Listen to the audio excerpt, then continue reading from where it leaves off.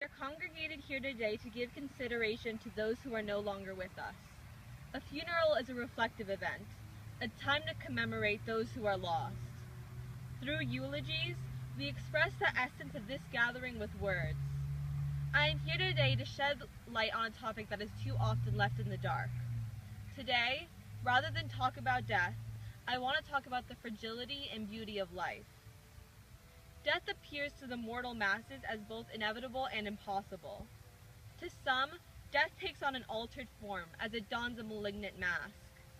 For those affected by death's mutation, the inevitability of its arrival amplifies in their minds, while the possibility of expediting this guest's coming is contemplated. Suicide, or rather the mounting pressures of depression, is a topic not to be taken lightly. It is broached upon by too few, but it affects too many. The Center for Disease Control reports that for people between the ages of 15 to 24, suicide is the third leading cause of death.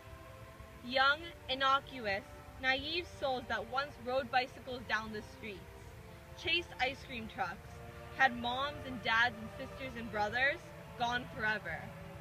Yet, their deaths could have been prevented. If each of these souls knew, if they knew how much they were loved, we wouldn't be gathered here today. To prevent suicide's life-shattering consequences, I offer a simple axiom. Reach out to others so that they may reach out to you. There are many messages to be taken from Esther's story chronicled in the bell jar. Esther, like thousands lost in depression, was conflicted. She believed she was a lost soul, a vacuous casing of bone and flesh, a forlorn vagabond wandering in the wasteland of her mind. What she didn't realize was that while she was stating this, she was writing her own self-made prophecy with these beliefs. As time went on, she would switch from writing in pencil to ink. If her downward spiral were to continue, this prophecy would end in blood. The first signs of depression, the first hints of the cataclysmic storm brewing within Esther, were dark clouds of dissatisfaction looming over the horizon of her mind. These clouds were not nebulous, though. As they accumulated before the storm, lightning shot out of them, shrieking with reason.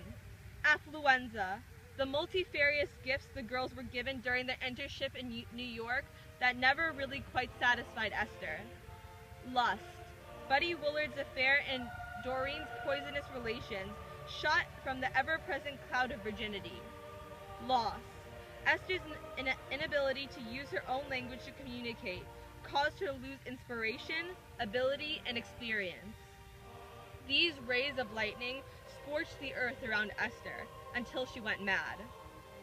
The telltale signs of Esther's steep fall down the precipice of reality's plateau were omnipresent. The hints would play repeatedly in her mind. You know, you've got the perfect setup for a true neurotic. You'll never get anywhere like that. You'll never get anywhere like that. You'll never get anywhere like that. Esther soon contemplated ending her life. Thus began the deleterious experimentation that too many trial. The infatuation was persistent as she took prescription medication, tried to tie a noose to hang herself, and played with razor blades. Then, a shimmer of reality. As Esther noted, when it came down to it, the skin on my wrist looked too white and defenseless that I couldn't do it.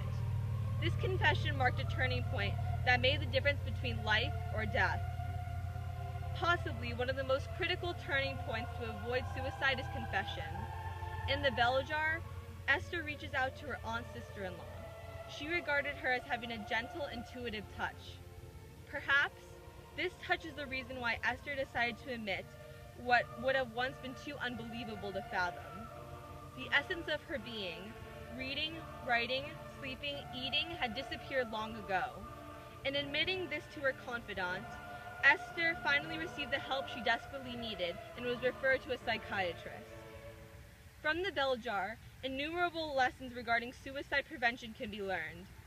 Depression is not a battle one can conquer alone. When the tribulations of the world lay heavy on your shoulders, someone will always be there to lift them up and give you rest. When the lightning of your own thoughts scorches the world around you, someone will always take you into shelter.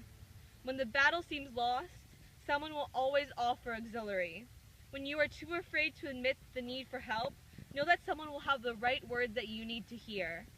My sole plea is that if depression looms over you, do not seek refuge in your own thoughts. Seek refuge in those around you, those who care for you. This eulogy is not only for those who are gone too soon, but those who flirt with the thought of making the same mistake. This eulogy can serve as a time for change as well as a time for reflection. To the woebegone souls, to the helpless spirits, to those absent but always present, I read this eulogy.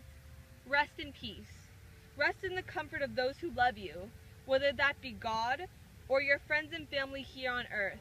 Rest in the comfort of their arms. May those of us here reach out to each other in times of despair, so we may flourish and come out stronger than ever. May those missing reach out to us so that we can do so. Thank you.